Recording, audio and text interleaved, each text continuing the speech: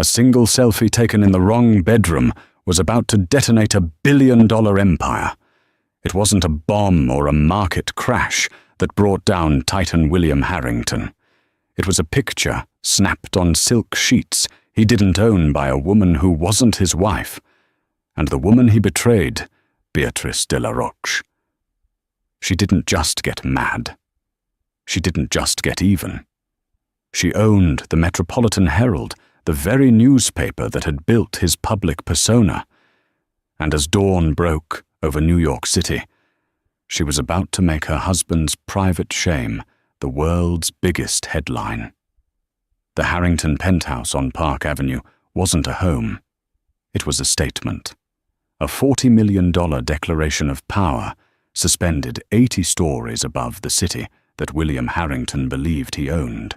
Every surface was polished to a mirror shine, Nero Machina marble floors, vast panes of glass that drank in the skyline, and chrome accents that caught the light with a cold, indifferent glint. It was a space designed to be photographed, not lived in. And in many ways, so was their marriage. Beatrice de la Roche. Harrington moved through the space with the quiet grace of a woman born to its stillness. She wasn't an accessory to William's life. She was its architect. It was her family's money, generations of old-world wealth that had provided the seed capital for his first risky tech venture. And it was her newspaper, the Metropolitan Herald, inherited from her father, that had polished his image from that of a ruthless corporate raider into a visionary philanthropist, a man of the people with a billion-dollar portfolio. Their union 15 years ago had been the society event of the year, a merger of old money and new ambition. Beatrice, with her sharp intellect, quiet dignity, and a spine of forged steel, was the perfect partner. She understood the intricate dance of power, the silent transactions that took place in boardrooms and at charity galas. She managed their life, their public image, and their social calendar with the precision of a military strategist. But for the past year, a chill had crept into the perfect climate-controlled air of the penthouse. It began subtly. William, who had always shared the minutiae of his day with her over dinner, became evasive. His phone, once left casually on the nightstand, was now perpetually angled away from her, its screen dark. Late nights at the office became more frequent, explained away by a hostile takeover or a difficult negotiation with the board in Singapore. Beatrice was no fool. She noticed the changes. The new cologne he wore a musky, almost aggressive scent called Oud Infini, so different from the clean vetiver fragrance she had bought him for years. The sudden interest in a fitness regimen that left him lean and hardened his tailor, working overtime to adjust the bespoke suits that now clung to a new frame. He was a man preening, but not for her. One Tuesday evening, the silence in the penthouse was particularly cavernous. William was yet again closing a deal. Beatrice sat in the living area, the city lights a glittering tapestry, below a first edition F. Scott Fitzgerald resting unread in her lap. Her phone buzzed. It was a text from her head of security at the Herald, a stoic ex-Mossad agent named David Ben-Zion, whom she trusted implicitly. The text contained a single link and one sentence. "Mom, you need to see this. It's a private account, but we have our ways." Her finger hovered over the link, a knot of ice forming in her stomach. She knew with the chilling certainty of a woman who has willfully ignored 1,000 tiny cuts that this was the one that would sever the artery. She tapped the screen. It led to an Instagram profile. The handle was Crystal Lux Life. The profile picture was of a young woman, impossibly glossy, with lips swollen into a permanent pout and eyes that held a look of brazen ambition. She was posing on the deck of a yacht, the Harrington Enterprises logo, subtly visible on a flag in the background. Beatrice's blood ran cold. It was their company's yacht, the Serenity from a leadership retreat in Monaco 2 months ago. She scrolled down. Post after post of a life lived in 5-star hotels on private jets with champagne flutes and designer bags. It was a curated highlight reel of a kept woman. Then she saw it.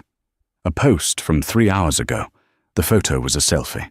The woman Crystal was propped up on a mountain of pillows, a sly, triumphant smirk on her face. She was wearing one of William's shirts, a distinctive custom-made Charvet silk shirt, the one with the mother-of-pearl buttons. Beatrice had gifted it to him for their anniversary. But it wasn't the shirt that made Beatrice's breath catch in her throat, a sharp, ragged gasp that was the only sound in the vast, silent room. It was the background.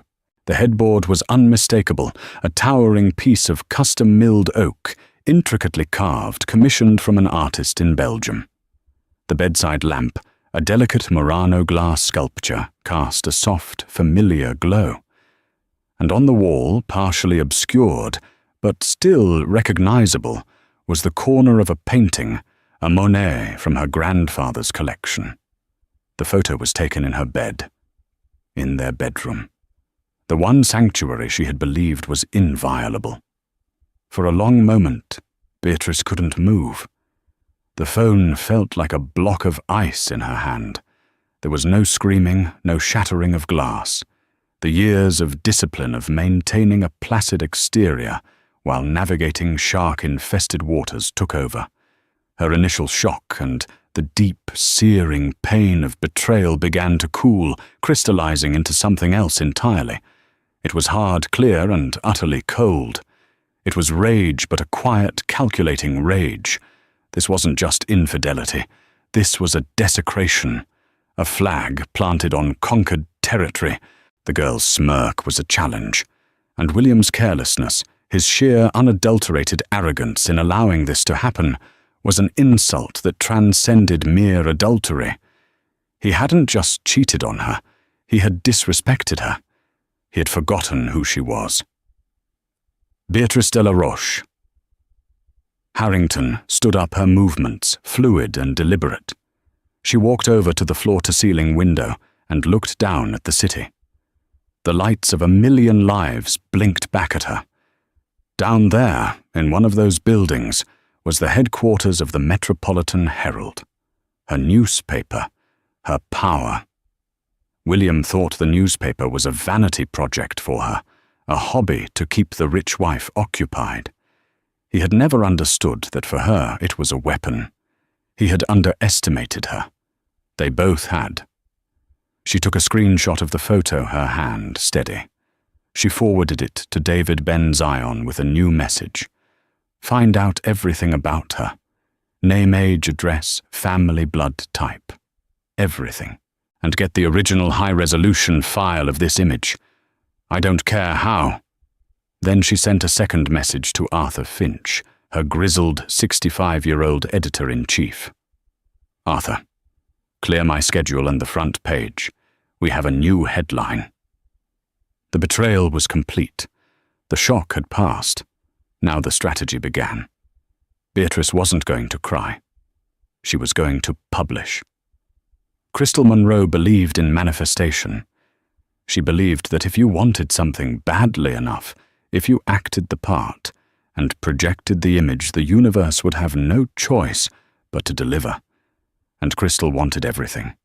She hadn't clawed her way out of a drab suburban existence in Ohio, shedding her past like a snake skin to settle for mediocrity. She had come to New York with a suitcase full of ambition and a face and body she had painstakingly molded into a key designed to unlock a very specific type of door. William Harrington was that door. When she met him at a charity event she'd talked her way into, she saw him not as a man, but as a kingdom. He was 52, but a recent health kick had chiseled away the softness of age, leaving behind an aura of raw, predatory power. He radiated wealth, not in the quiet, assured way of Beatrice's old money circle, but in a loud, brilliant broadcast. The Patek Philippe on his wrist, the confident boom of his voice, the way other powerful men deferred to him, it was everything Crystal had ever dreamed of. Their affair began with the predictable beats of a billionaire's dalliance. Secret dinners in private rooms at Daniel weekend trips to a discreet Hamptons beach house he kept for business and a flood of gifts. Cartier bracelets, a Chanel wardrobe, a black Amex card with a seemingly limitless ceiling. Crystal played her part to perfection. She was adoring, uninhibited, and refreshingly uncomplicated compared to the cool, cerebral Beatrice. She made William feel young again, desired not for his name or his legacy, but for the virile power he still possessed. At least that's what she let him believe. But Crystal was growing impatient. 6 months of being a beautiful secret was starting to feel less like a glamorous affair and more like a long-term lease with no option to buy. She didn't want to be the dirty little secret. She wanted to be the new Mrs. Harrington. She wanted her picture in the society pages next to him, her name on the invitations, her reflection in the cold marble of that Park Avenue palace. She had heard the stories about Beatrice de la Roche, the Ice Queen, they called her, a woman who ran a newspaper, but was rarely pictured in it, who wielded her influence from the shadows. Crystal imagined her as a relic, a fragile piece of porcelain from another era that was bound to shatter. William spoke of his wife with a mixture of respect and weary obligation, like a monument he was legally required to maintain. "She doesn't understand the pressure I'm under," he'd complained to Crystal after a few glasses of Macallan 25.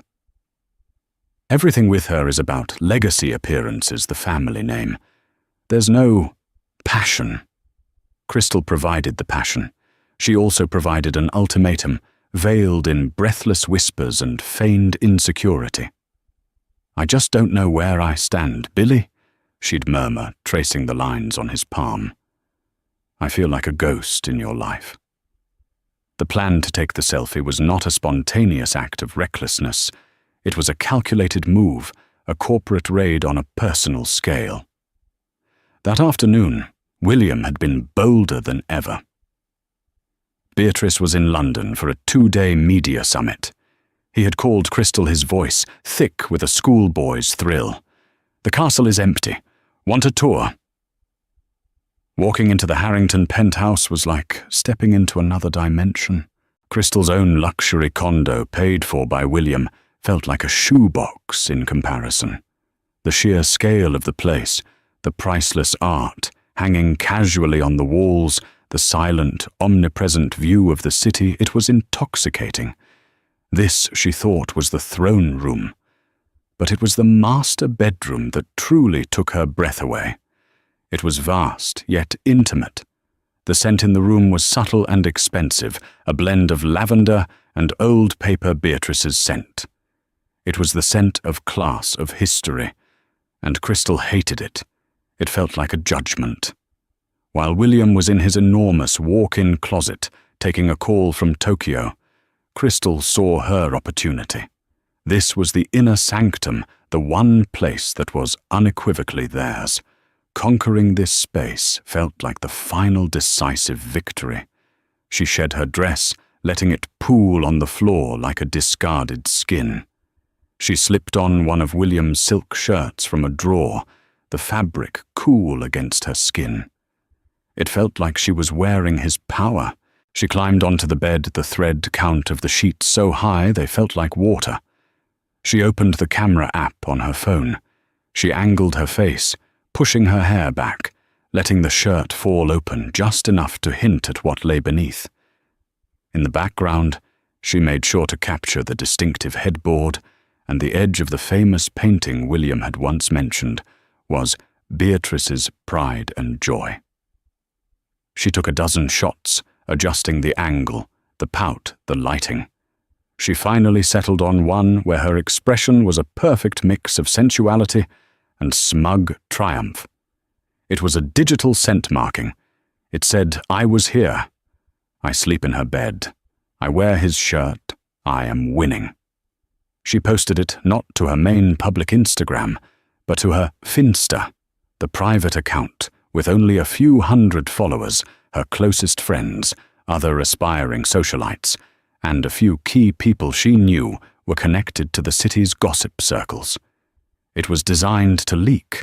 She wanted the whispers to start to create a groundswell of rumor that would eventually force William's hand. She imagined the rumor reaching Beatrice in London, a poison dart flying across the Atlantic, forcing a confrontation, a messy divorce, and finally Crystal's ascendance. "What are you doing?" William's voice startled her. He was standing in the doorway of the closet, his phone still in hand, a frown on his face. "Just capturing the moment," she said, giving him a sultry smile. "Making a memory." He looked at the phone in her hand, then at the bed, and a flicker of unease crossed his face. "Crystal, maybe that's not a good idea. That account of yours." "Don't worry, Billy," she cooed, patting the mattress beside her. "It's private. It's just for my friends. It's our little secret." He hesitated for a moment longer, the seasoned businessman in him warring with the flattered ego of a man half his age. The ego won. He broke into a grin, dismissing his own concern. "All right, but come here. I've got a better memory for us to make." As he walked toward the bed, Crystal felt a surge of victory. The trap was set. The photo was out there, a digital time bomb ticking away. She was no longer the ghost in his life. She had a face, a name, and now proof of her place in his world. She believed she was a master strategist, a player in the great game.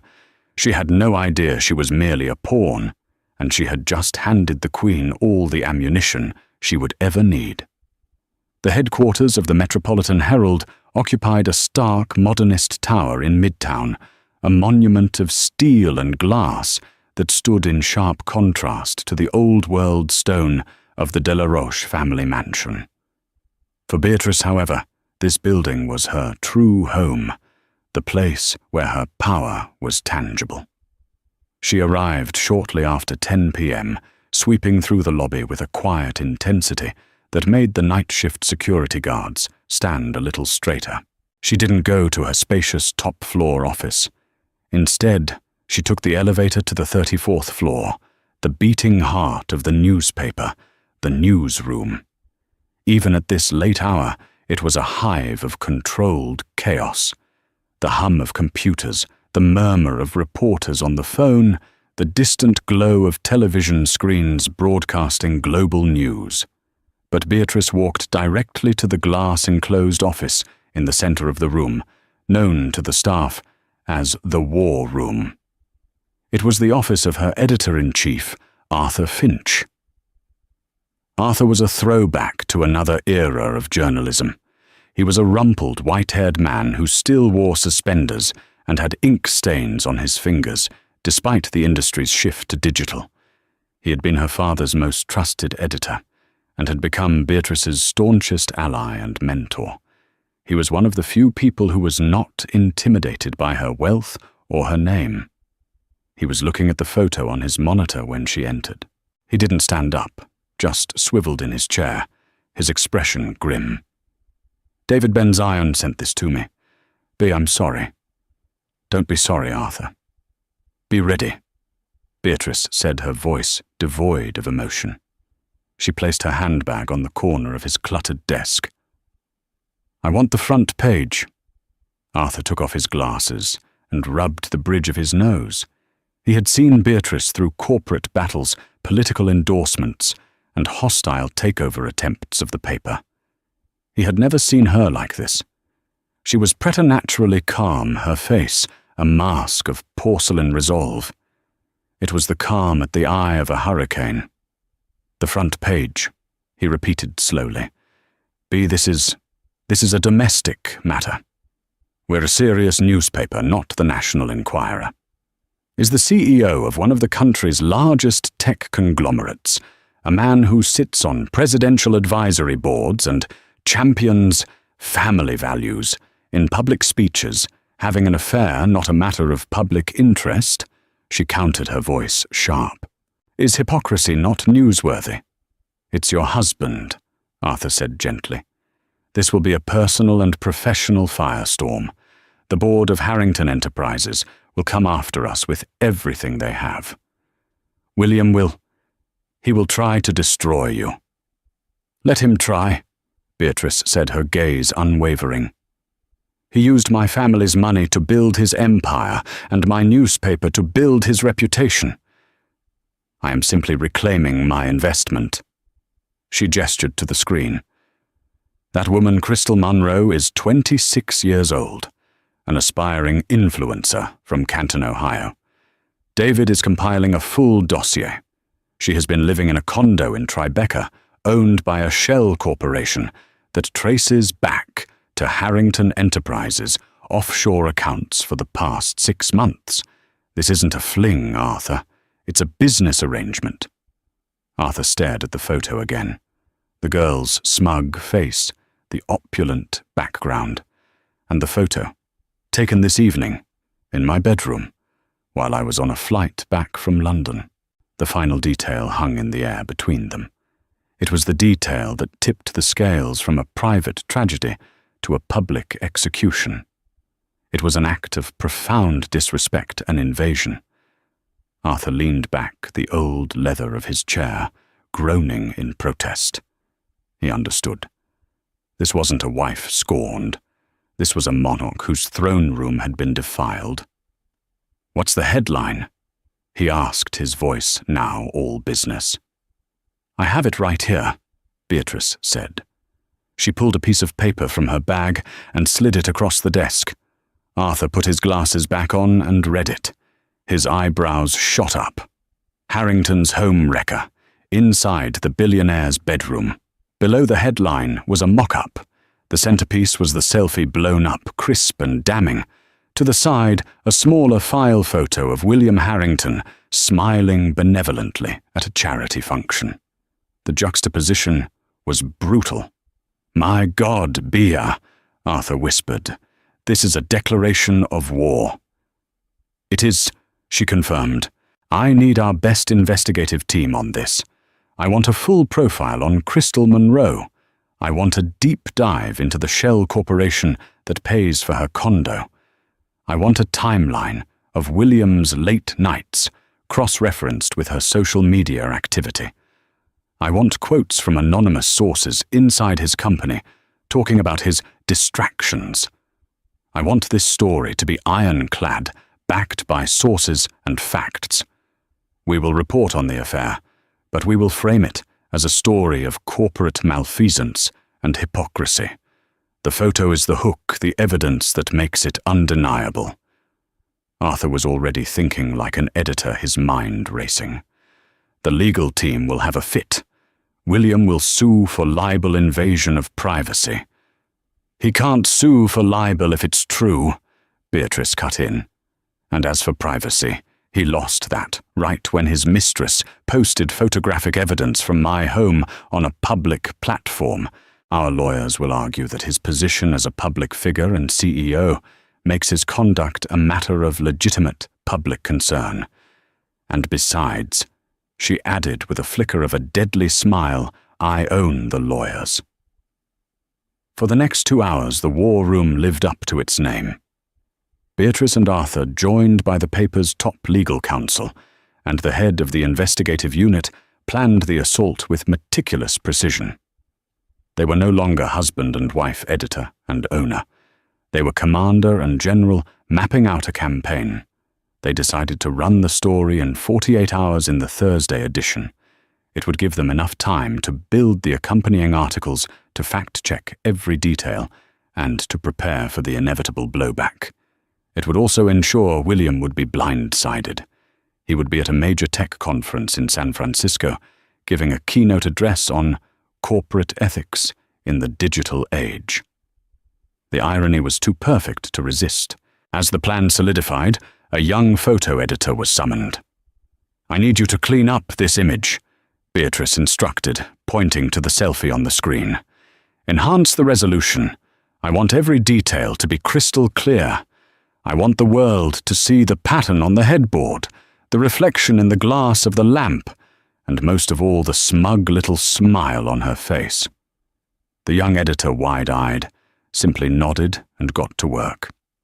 As dawn approached, casting a grey light over the city, the work was done. The machine was in motion. The front page was designed, the stories assigned, the legal defences prepared. Arthur walked Beatrice to the elevator. The newsroom was quieter now, the hum of the morning edition being put to bed. "Are you sure about this, B?" he asked one last time, his voice laced with genuine concern for the woman he had known since she was a girl. "Once this is done, there's no going back. This will change everything." Beatrice turned to him, her face illuminated by the soft light of the elevator call button. The mask of composure was still there, but for a fleeting second, Arthur saw a flicker of the profound pain beneath it. "He changed everything, Arthur," she said, her voice a low, steady whisper. "When he brought that woman into my home. I'm just setting the record straight." The elevator doors opened, and she stepped inside, a solitary, elegant figure in a cage of steel. As the doors slid shut, her reflection stared back at her, the wife of William Harrington. By Thursday, she would be his widow in all but name. The 48 hours before the Thursday edition dropped were the longest and shortest of Beatrice's life. She operated on pure adrenaline, fueled by black coffee and a cold, burning sense of purpose. She did not return to the Park Avenue penthouse. Instead, she had a cot set up in a small, unused office adjacent to the newsroom. To be anywhere near William's things to smell his scent on the pillows was unthinkable. She needed the sterile, functional environment of the Herald to keep her focus sharp. William called her, of course. His first call from San Francisco was breezy, oblivious. "Just landed, sweetheart. The air here is electric. Wish you could have come." "I'm sure it is," Beatrice replied, her voice a perfect imitation of her usual calm demeanor. "Break a leg with the keynote." The lie tasted like ash in her mouth, but it was a necessary deception. The element of surprise was paramount. The newsroom was buzzing with a secret electric energy. Only the core team, Arthur, the lawyers, the investigative reporters knew the true nature of the Project H that was consuming the paper's top resources. The rest of the staff just knew a massive, sensitive story was about to break. Rumors flew, guessing at everything from a political scandal to a Wall Street implosion. No one suspected the truth was aimed at the husband of the woman who signed their paychecks. David Benzion's team worked miracles.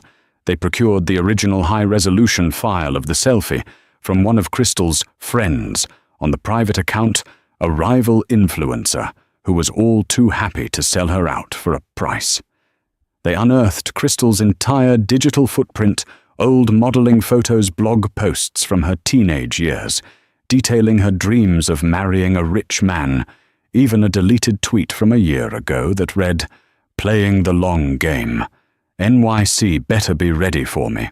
The investigative team, led by a Pulitzer-winning journalist named Michael Chen, connected the dots with terrifying efficiency. The shell corporation that owned Crystal's condo, Azure Holdings LLC, was traced through a labyrinth of offshore banks from the Cayman Islands to a holding company directly managed by William Harrington's personal CFO. They found receipts for flights, hotels, and jewelry, all paid for from the same slush fund. Beatrice reviewed every word, every photograph, every piece of evidence. This couldn't be a hysterical rant. It had to be a surgical piece of journalism. The tone had to be objective, factual, and all the more devastating for it. The central story focused on the potential misuse of corporate funds and the hypocrisy of a public figure. The selfie was the emotional core, the visual proof that made the dry financial data impossible to ignore. On Wednesday afternoon, the final proof of the front page was brought to her. She spread it out on a large light table. There it was.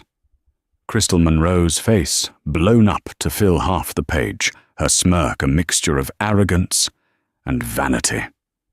The headline screamed in bold 72-point font Harrington's home wrecker, and there in the corner was William, looking every bit the distinguished corporate statesman. It was perfect. That evening, as the printing presses in the basement of the Herald building began to run, the low, rhythmic rumble felt like the sound of an approaching army.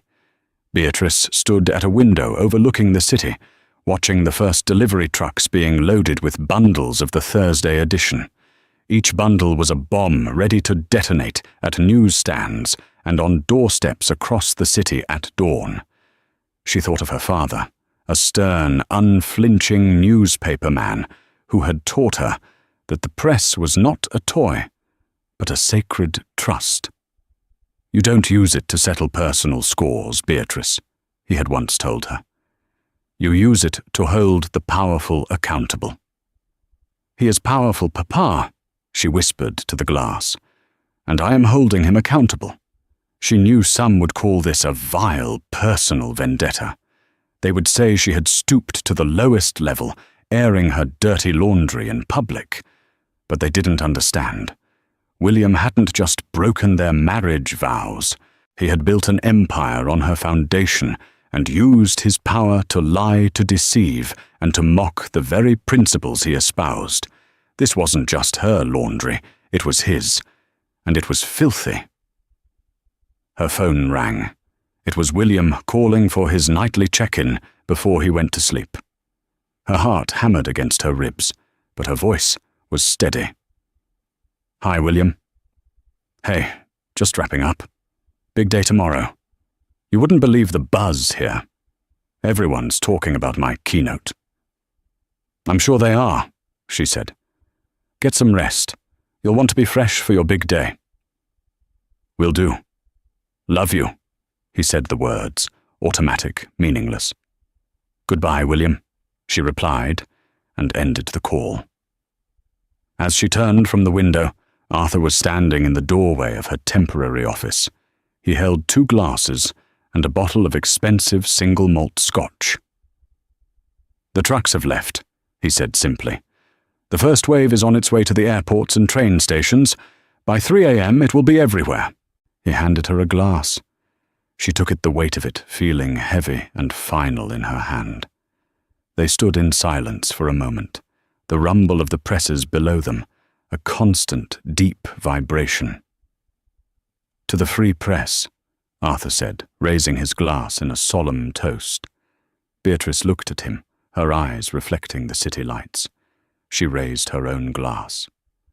"No, Arthur," she said, her voice barely a whisper. "To accountability." They drank. The scotch burned a trail down her throat, a fire to match the one she was about to unleash on the world. The paper was printed. The story was set. There was no turning back now. All that was left was to wait for the dawn and for the explosion. Dawn in San Francisco breaks cool and misty, a gentle counterpoint to New York's aggressive sunrise. William Harrington woke at 5:00 a.m., PST in his suite at the Four Seasons, feeling on top of the world. Today was the culmination of a year's work, his keynote on The New Corporate Conscience. He had a routine lemon water, a 30-minute Peloton ride, and then a scan of the morning's news on his tablet. He opened the digital portal to the Metropolitan Herald first. It was a habit born of vanity. He liked to see how Beatrice's paper was covering his industry, his world. The home page took a second to load, and then it filled the screen. For a full 10 seconds, his brain refused to process what he was seeing. It was a cognitive failure, a system crash. There was the face of Crystal. Not just any photo, but that photo, the one from his own bedroom. It was huge, impossibly detailed, and the headline, Harrington's Home Wrecker. His own name next to that picture. In his wife's newspaper. The blood drained from his face. The tablet slipped from his numb fingers and clattered onto the floor. He lunged for it, his hands shaking as he scrolled. It wasn't just the front page. It was a full multi-page spread. There was Michael Chen's byline on an exhaustive investigation into Azure Holdings LLC. There was a sidebar on Crystal Monroe, complete with quotes from former friends in Ohio. There was a timeline of his travel juxtaposed with her Instagram posts. It was a meticulously researched, expertly executed assassination. And the publisher was his own wife. His phone began to vibrate, a furious, incessant buzzing on the nightstand. The screen lit up with the name of his company's chairman of the board. He ignored it. It buzzed again. His CFO. Ignored. A third time. The head of PR. He stumbled into the bathroom and stared at his reflection in the mirror. The face looking back was not that of a titan of industry. It was the face of a fool. A trapped, panicked animal. The sheer diabolical brilliance of it hit him like a physical blow. Beatrice hadn't screamed or cried. She had gathered evidence, marshaled her forces, and used her most powerful asset to utterly humiliate him on the most important day of his professional year. Meanwhile, 3,000 miles away in New York, the city was waking up to the story. On newsstands from the financial district to the Upper East Side, the Herald's front page was a stark, unavoidable spectacle. In subways, people held up the paper, their faces a mixture of shock and glee. The story spread online like wildfire. Whoa, Harrington Home Wrecker becoming the #1 trending topic on Twitter before the stock market even opened. In her Tribeca condo, Crystal Monroe woke up not to a call from William, but to the sound of her phone exploding with notifications. Her first thought was that she had gone viral, that her soft launch of the affair had worked better than she could have ever imagined. She opened Instagram, a giddy smile on her face. The smile vanished instantly. Her face was everywhere, but she wasn't being celebrated. She was being vilified. The comments on her photos were a torrent of digital poison, gold digger, home wrecker, trash. News vans were already parked outside her building. Paparazzi were swarming the entrance. She frantically called William. The call went straight to voicemail. She called again. Voicemail. She tried a third, fourth, fifth time. Nothing. Panic began to set in. This wasn't the plan. She was supposed to be the romantic heroine in this story, the woman he couldn't live without. Instead, the newspaper, his wife's newspaper, had painted her as a cheap, calculating tramp. Beatrice hadn't been a passive victim. She had been the executioner, and Crystal was the face on the chopping block. She was not the winner. She was the weapon that had been used against William, and now she was being discarded. Back in San Francisco, William Harrington was in full-blown crisis mode. He had his PR team on a conference call, their voices a frantic babble of damage control and holding statements. "What do you mean, no comment is our best option?" he roared into the phone. "My face is on the front page of a major newspaper, next to that woman, in my own house." Bill, his chairman, cut in his voice cold as ice. The story isn't just about the affair. It's about the shell corporation, the misuse of funds. The stock is projected to open down 15%. The ethics committee of the board has already scheduled an emergency meeting. Your keynote is cancelled. You need to get on a plane and come back to New York. Now. The line went dead. William stood in the silent hotel room, the carefully constructed edifice of his life crumbling around him. The speech on corporate conscience lay on the desk, its words now a bitter, laughable irony. Beatrice, meanwhile, was holding her morning editorial meeting at the Herald. She was dressed impeccably, in a steel-grey Armani suit, her demeanour crisp and professional. She addressed the room, her voice calm and measured. "As you are all aware," she began, "this morning's edition contains a difficult but necessary story involving a prominent public figure. Our duty, as always, is to the truth and to holding power accountable without fear or favour. We will continue to follow this story and its fallout with the same journalistic integrity." No one dared to meet her eye for more than a second. They understood the unspoken message. This was not a personal drama playing out on their pages. This was the new mission statement of the Metropolitan Herald: fearless, unflinching, and utterly ruthless. Arthur Finch watched her from the back of the room, a sense of awe mixing with a sliver of fear. He had unleashed the dragon. Beatrice de la Roche had not just taken revenge. She had immolated her old life and was rising from the ashes, reborn in the fire of the printing press. The story wasn't just on the front page. She was the story, and she was in complete control. William Harrington's private jet touched down at Teterboro Airport in a shroud of disgrace. He had spent the 6-hour flight from San Francisco in a state of oscillating fury and terror, fielding frantic calls and watching his company's stock price plummet in real time. By the time he landed, Harrington Enterprises had lost over $3 billion in market value. He bypassed the waiting town car, which he assumed would be besieged by paparazzi, and took a discreet heli-taxi into Manhattan. He needed a confrontation. He needed to see Beatrice, to unleash the torrent of rage that had been building inside him. He didn't go to the penthouse. He knew she wouldn't be there. He went straight to the belly of the beast, the headquarters of the Metropolitan Herald. He strode into the lobby, his face a thunderous mask, ignoring the stunned gasps of the employees. He didn't need a visitor's pass. He took the executive elevator straight to the top floor to Beatrice's office. Her executive assistant, a woman who had worked for her for a decade, rose to block his path. "Mr. Harrington, I don't think—" "Get out of my way, Janet," he snarled, pushing past her and bursting through the double doors of Beatrice's office. Beatrice was standing by the window looking out over the city. She turned as he entered, her expression unreadable. She wasn't angry or tearful or triumphant. She was simply calm. It was the most unnerving thing he had ever seen. "You—" he roared, his voice echoing in the large, quiet space. "Do you have any idea what you've done?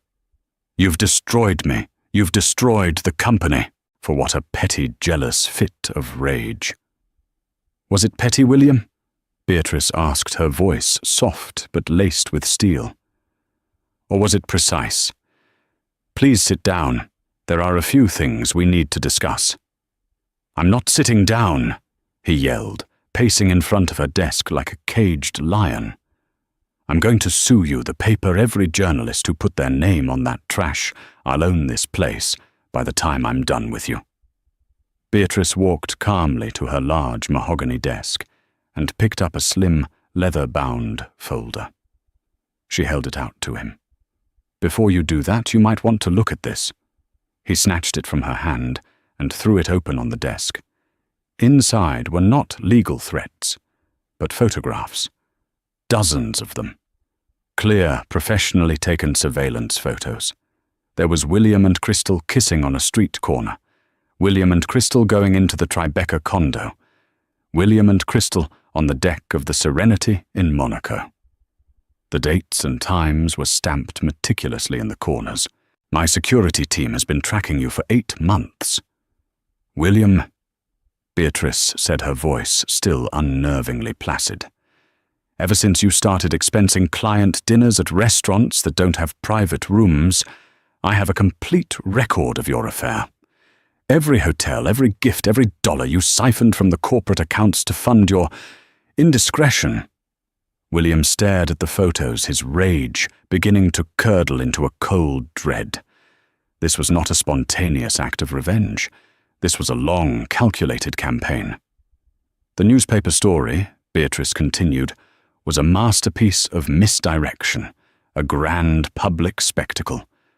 While you, your board, and the entire world were distracted by the sordid tale of your mistress and her selfie, my real attorneys were quietly filing these.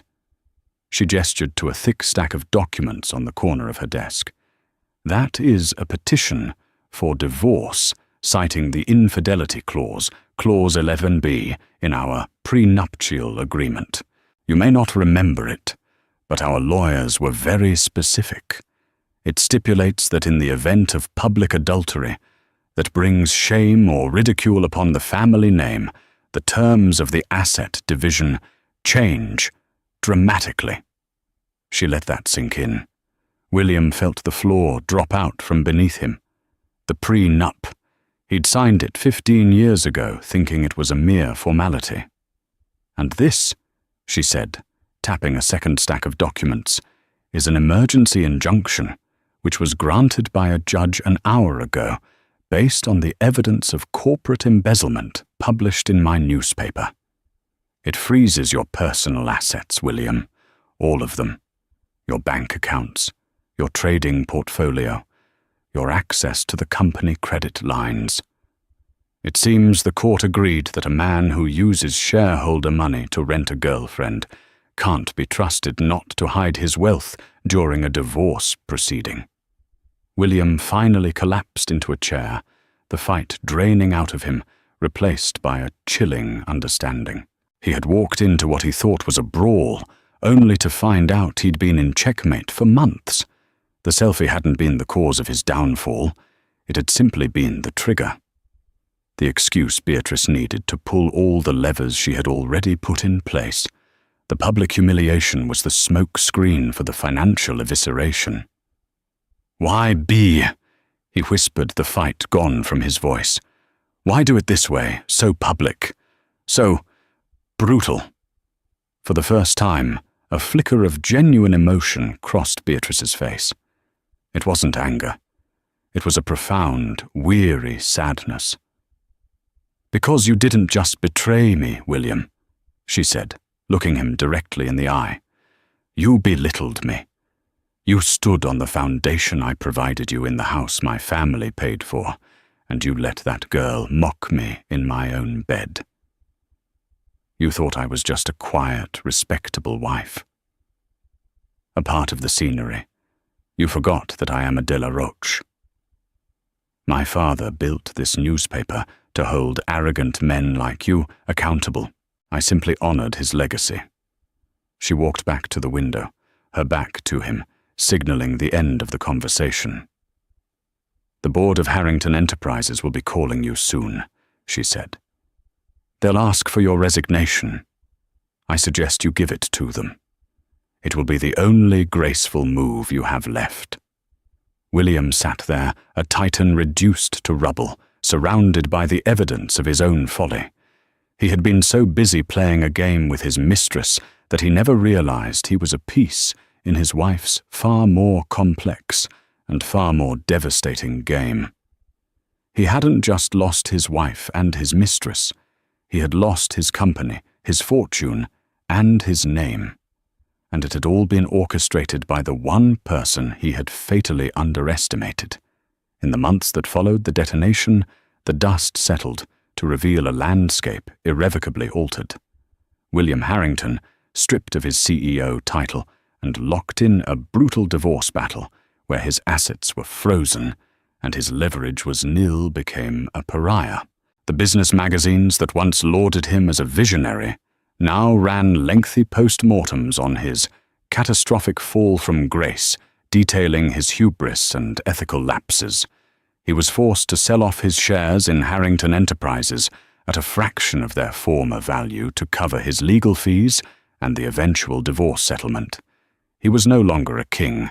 He was a cautionary tale, whispered at cocktail parties and in boardrooms. Crystal Monroe's 15 minutes of fame curdled into a lifetime of notoriety. Labeled the billionaire's bedroom wrecker, she was a toxic brand. The endorsement deals she dreamed of never materialized. The doors to high society that had briefly cracked open were slammed shut and bolted. She was hounded by paparazzi for a few weeks, then abandoned by them as the world moved on to the next scandal. She eventually retreated from New York, her luxe life.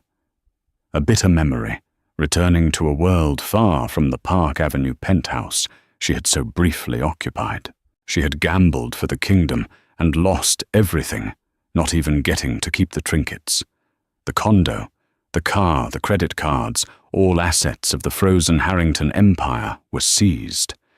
But for Beatrice de la Roche, it was a renaissance. The story had done exactly what she had intended. Circulation and digital subscriptions for the Metropolitan Herald skyrocketed. The paper, once seen as a respectable but somewhat staid publication, was suddenly the most talked about news source in the country. It was hailed for its fearless investigative journalism and its willingness to speak truth to power, even when that power was in its own house. Beatrice had gambled the paper's reputation, and in doing so had forged a new, more powerful one. She leaned into the new identity. She poached top investigative talent from rival papers, greenlit ambitious long-form projects, exposing corruption in politics and finance, and poured resources into their international bureaus.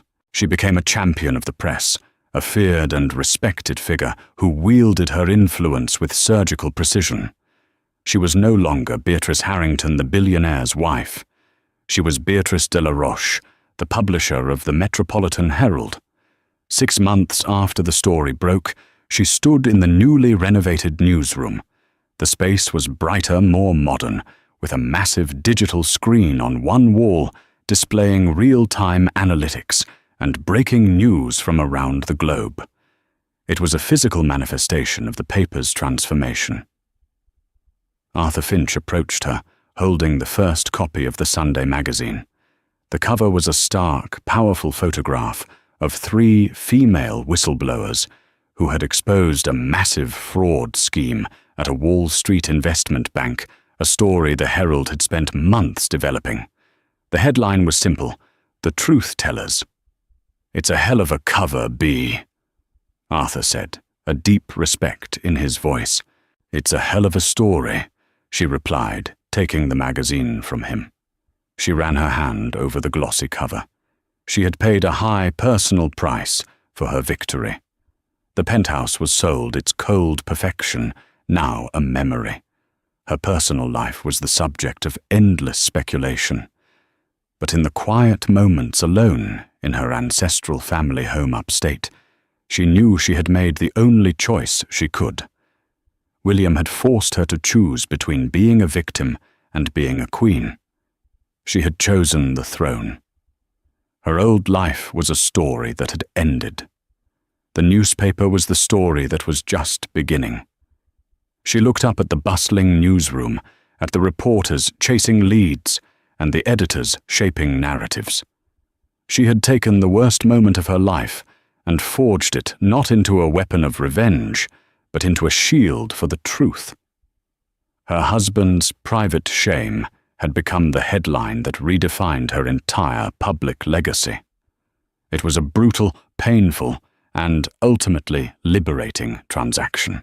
She had lost a marriage, but had found herself not in the reflection of a powerful man, but in the bold black ink of the front page.